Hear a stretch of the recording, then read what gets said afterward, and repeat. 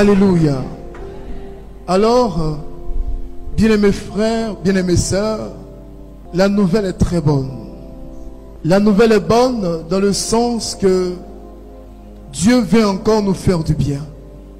Le thème qui m'a été donné, qui m'a été proposé, est ne crains pas de prendre Marie chez toi. Qui est Marie? Qui est-ce qui demande de ne pas avoir peur de prendre Marie? Quelle est l'importance de Marie? Quelle peut être la place de Marie? La plupart du temps, dans nos églises, nous avons Marie représentée. Nous avons des statues de Marie. Nous avons des chapelets. Nous avons des neuvaines. Nous avons toutes sortes de prières qui nous aident à atteindre le cœur de Dieu. Mais à vrai dire, ce n'est pas tous les chrétiens catholiques qui sont convaincus de la présence de Marie. À telle enseigne que le moindre échange ou la petite discussion avec un frère ou avec une sœur, à travers un verset ou une façon d'orienter les choses, peut déconnecter le chrétien catholique. J'ai fini par comprendre avec la petite expérience qu'un contexte, un verset sorti de son contexte, c'est de prétexte. Dis à quelqu'un, un verset sorti de son contexte, c'est de prétexte. C'est pourquoi à l'église catholique, il y a plusieurs façons. Il y a cette façon digne, cette façon, je dirais, honorable, de comprendre la parole de Dieu. Quand on veut comprendre la parole de Dieu, on se met à l'école de la parole. Alors, mon intervention n'est pas pour fustiger quelqu'un, mais mon intervention, en tant que catholique, et j'en suis fier, est d'aider mes frères et aider mes sœurs à savoir qui est Marie, pourquoi prier Marie, les versets bibliques qui démontrent que Marie doit être priée, doit être honorée, et savoir que Marie est biblique.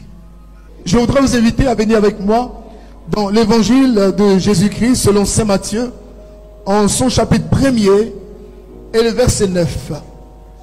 Vous allez aimer Marie. Vous allez avoir une foi terrible en Marie. Vous allez comprendre pourquoi Marie est importante dans la vie d'une famille, dans la vie d'un jeune, dans la vie d'un couple, dans la vie de consacré, dans la vie de quelqu'un qui est dans l'église. Alléluia. Amen. Vous allez comprendre pourquoi Marie est l'épouse de l'Esprit. Et vous allez aussi comprendre pourquoi Marie est co-rédemptrice. Vous allez comprendre pourquoi Marie est le cœur de l'église. Vous allez comprendre pourquoi, après la messe, après Jésus, Marie a une telle importance dans la Sainte Église. Je vous invite donc à cette lecture, Évangile de Jésus-Christ selon saint Matthieu, chapitre 1, le verset 20. Allez-y. Voici dans quelles circonstances Jésus-Christ est né. Marie, sa mère, était fiancée à Joseph. Mais avant qu'ils ne vécuent ensemble, elle se trouva enceinte par l'action du Saint-Esprit. Joseph, son fiancé, était un homme droit et ne voulait pas la dénoncer publiquement. Il décida de rompre secrètement ses fiançailles. Comme il y pensait, un ange du Seigneur lui apparut dans un rêve et lui dit: Joseph, descendant de David, ne crains pas d'épouser Marie,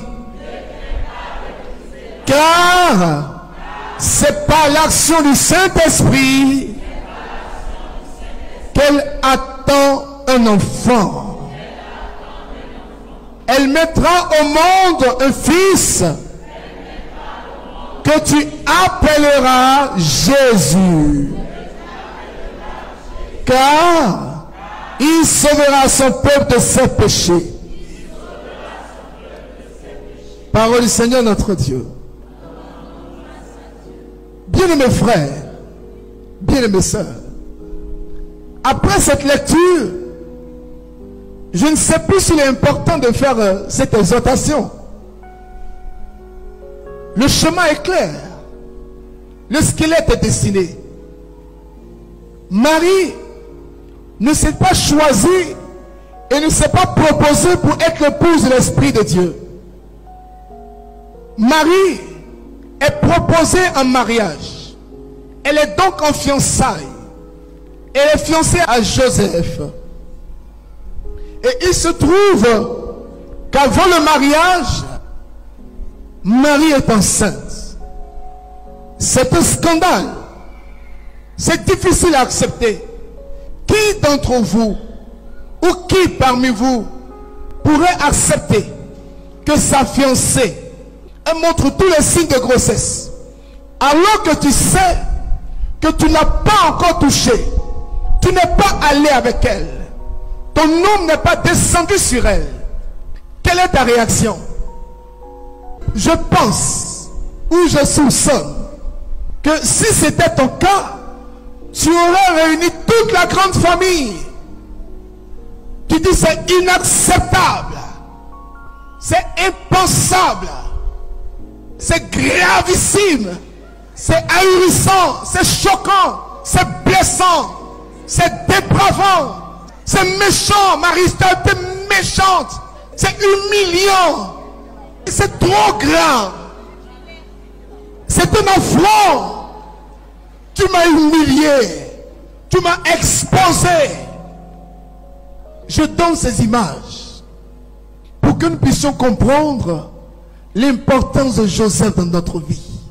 Joseph, rempli de l'esprit, un homme sage, dans le secret, cherchait à laisser Marie partir.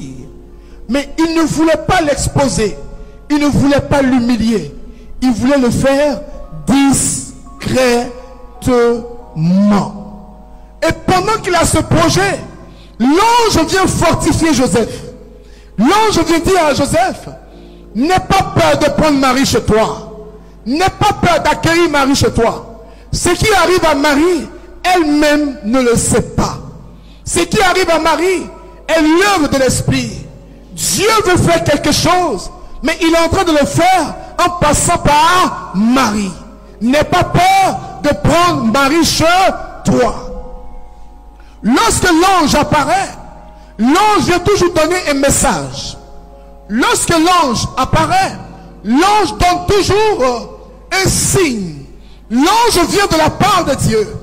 L'ange vient pour accorder un signe palpable du Dieu invisible.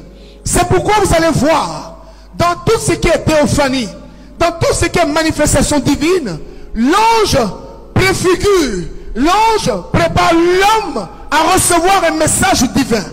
Alors l'ange va dévancer la voix de Dieu et l'ange, à travers sa présence, va rassurer Joseph pour dire à Joseph ce que Marie est en train de vivre. Elle ne sait même pas d'où ça vient. Je suis en train de te dire aujourd'hui, pendant que tu entends ce message, pendant que tu écoutes ce message, l'ange va devancer Dieu. L'ange va annoncer une bonne nouvelle à ta vie. Je ne sais pas ce que tu vis, je ne sais pas ce que tu traverses, mais je sais que tu n'es pas là en vain, que tu n'écoutes pas ce message en vain. L'ange va entrer dans tous les compartiments de ta vie et va te faire du bien. L'ange de Dieu va entrer dans tous les compartiments de ta vie et va guérir tout ce qui est maladie, va guérir tout ce qui est sécheresse et va provoquer dans ta vie une accélération prophétique. Que quelqu'un me dise Amen. Merci pour ce cadeau béni.